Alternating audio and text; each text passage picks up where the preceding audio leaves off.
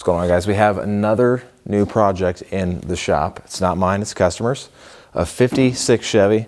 This is like probably one of the more iconic cars that I can think of. When you think of older cars, I think of the Tri-5 type stuff, the 50s era, and I'm super excited to do this. It's going to be a full restoration. I'll take you guys around and show you what we're working on.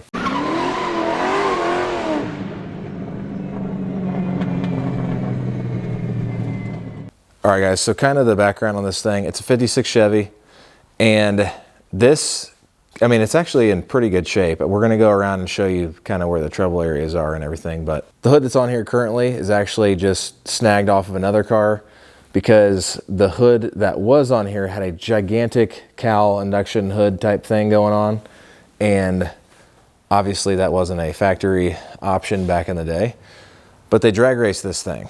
And it had like 5 something gears in the back of it. I'm not sure like what kind of setup they were running or anything, but kind of show you how the inside is. All right, so the interior was pretty much stripped down whenever it got here. There was like a seat in there and the headliner was in there. I actually posted a short of all of the nests that were up there above the headliner. But I got everything out of here, and I've just got it kind of like vacuumed up, all the nasty stuff anyways.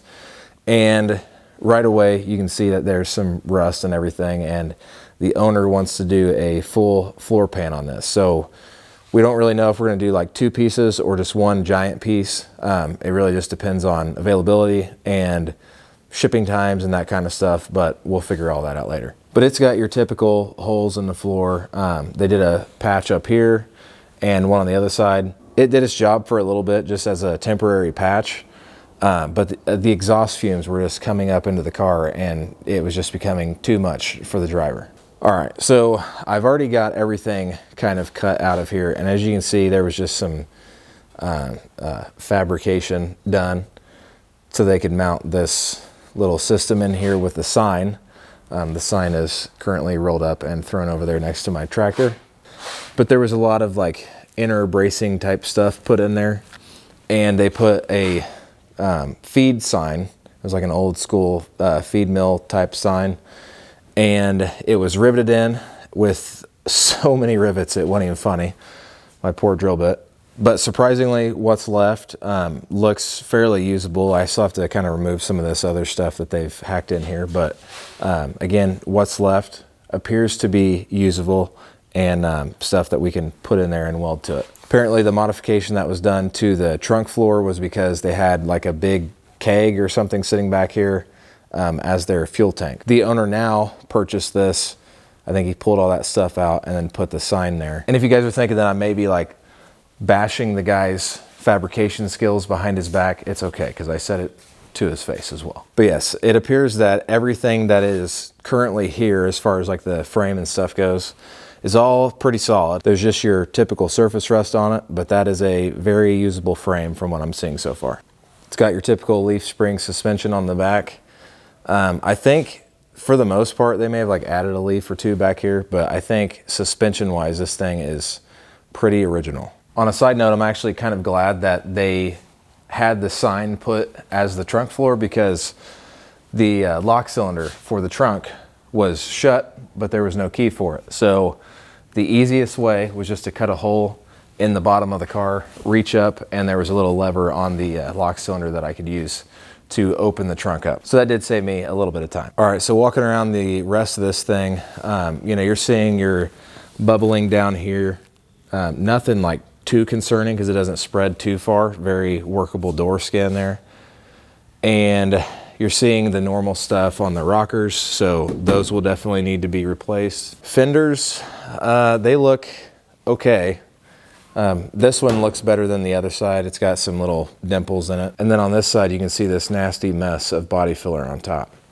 And then there's some like crackling along the bottom. So we're either gonna get a full fender or just patch this little bucket part.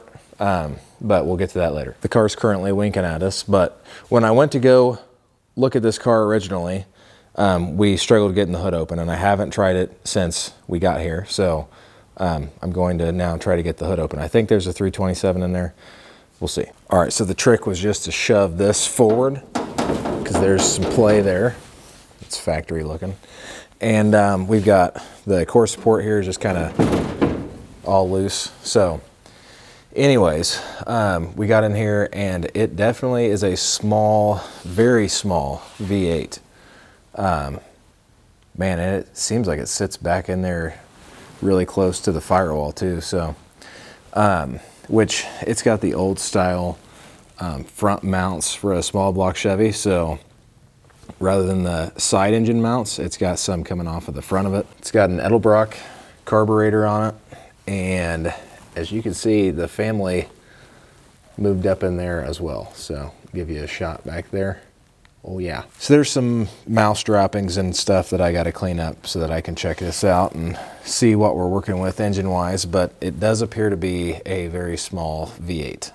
All right, so first of all, the very first thing that we got to do to this car is get it stripped down to where we can work with the engine, get the engine and the trans pulled, and then depending on which floor pan style we go on, we're gonna have to figure out how we can get a full floor pan in there, or two halves. So either way, there's not a whole lot to strip out of here, but we're gonna set the camera up and get started. The goal for this video is essentially just to get everything stripped down, get it to where we can just easily go in here, pull the engine and the trans out whenever it comes that time, and then we'll go and have to fix the floor and everything. So set the camera up and we'll start stripping some stuff down.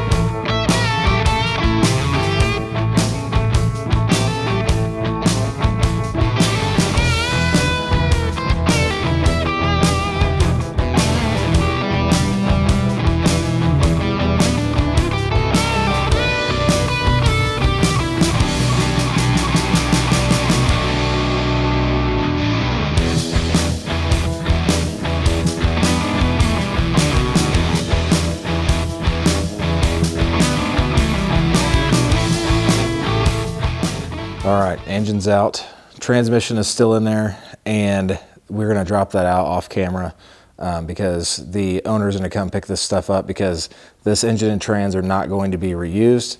What we're going to be using instead, we're not really decided yet.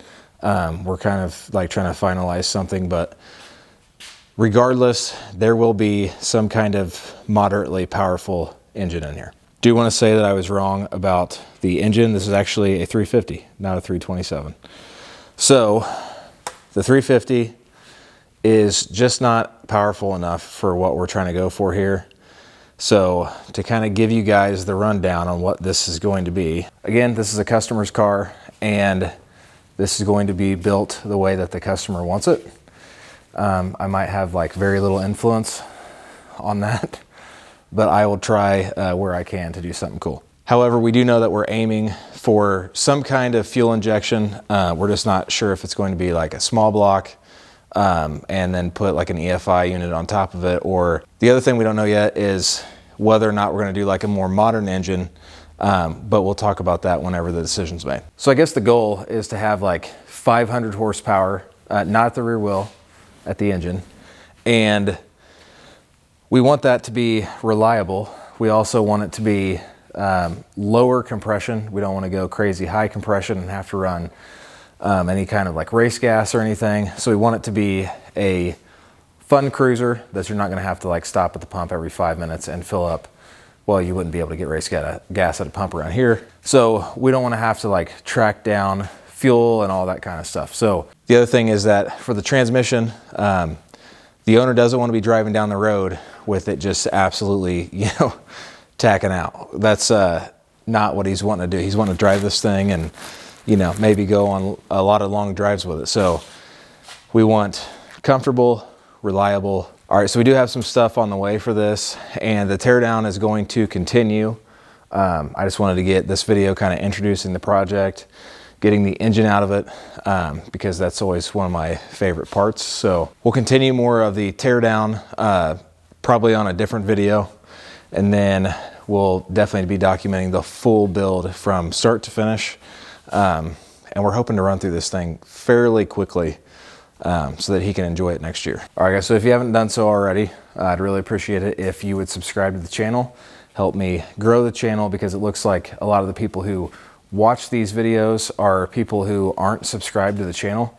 So just make sure you hit the subscribe button. It definitely helps me out, and I'd really appreciate it. All right, guys, thanks again for watching the video, and I will catch you guys in the next one.